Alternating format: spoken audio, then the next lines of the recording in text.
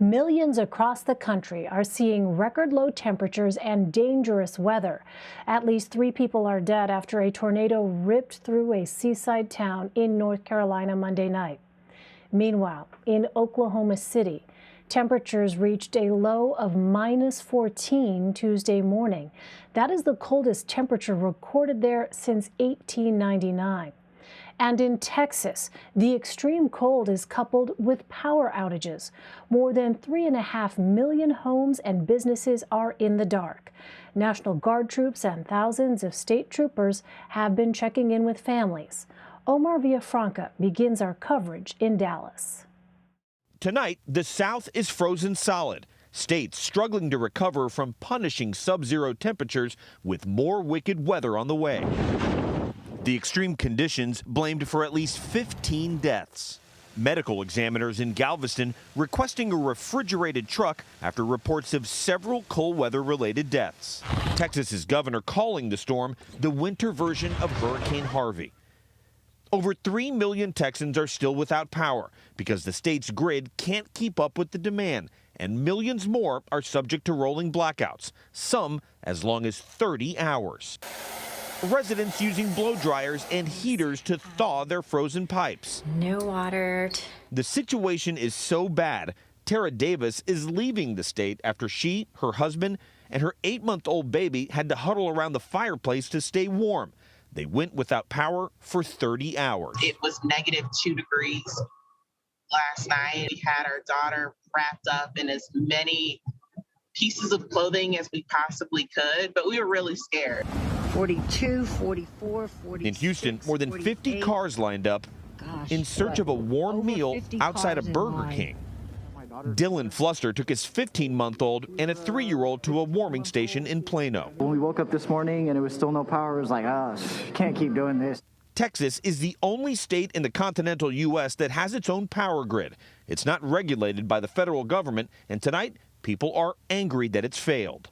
I understand people are very angry that this has happened, and I'd say let us get the power back on. Omar Villafranca, CBS News, Plano, Texas. I'm Jessi Mitchell in Brunswick County, North Carolina, where a deadly tornado touched down in darkness. Tornado is confirmed on the ground, killing 3 people and injuring at least 10. The powerful twister tore through this coastal community. We got numerous people confirming we got people trapped in structures. Ripping homes from their foundations, snapping trees, and pulling down power lines. Ellen Acancia and Bill Callahan rode out the storm in their laundry room before discovering their neighbor trapped under rubble.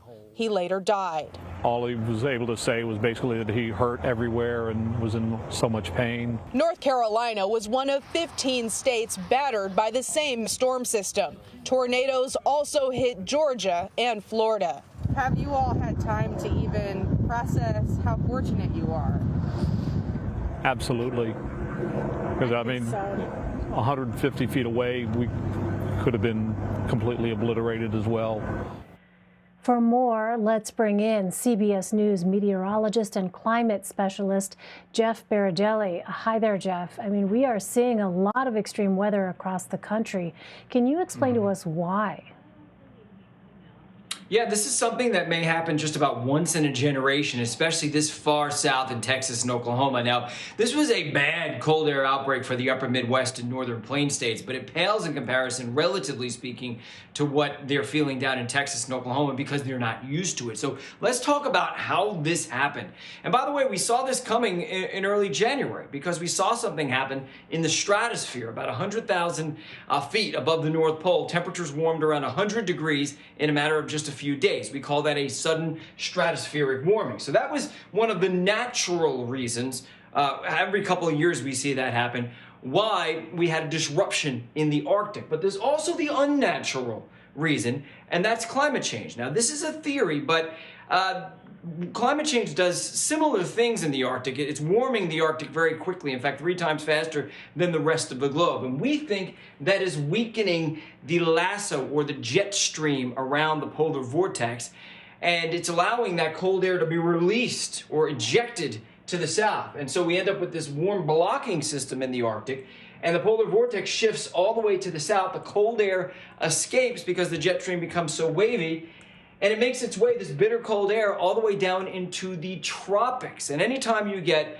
bitter cold Arctic air 4,000 miles away from where it should be, it's bound to cause problems. And we see that happening in Texas, where it's overwhelming the power grid. It's really dramatic to see just how far that's shifted. So, Jeff, what about that devastating tornado? Did the polar vortex have any impact on that?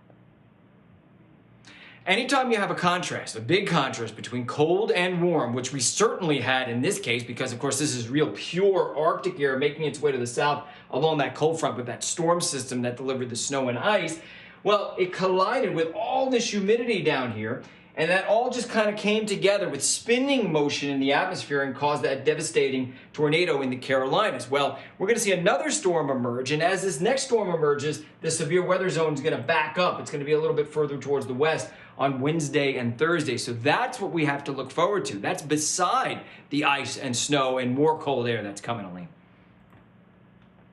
And Jeff, there is more snow and ice to come. What are you tracking?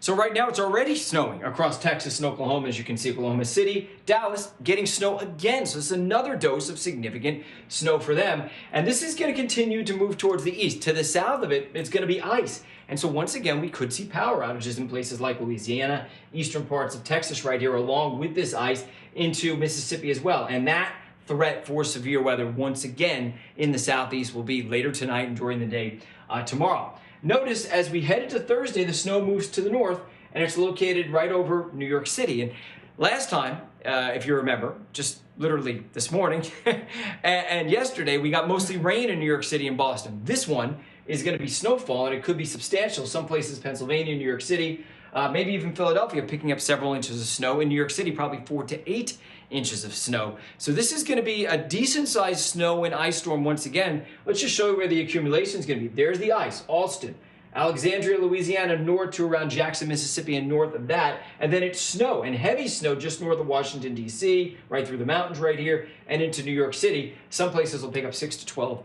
inches of snowfall. So for sure, this has been a very active weather week. It will stay cold in parts of Texas straight through the end of the week with wind chills, in the teens and single numbers, which means anyone who's without power could be without power for quite some time. A dangerous situation, Elaine. Just a punishing winter so far. Jeff Berardelli. Jeff, thank you very much.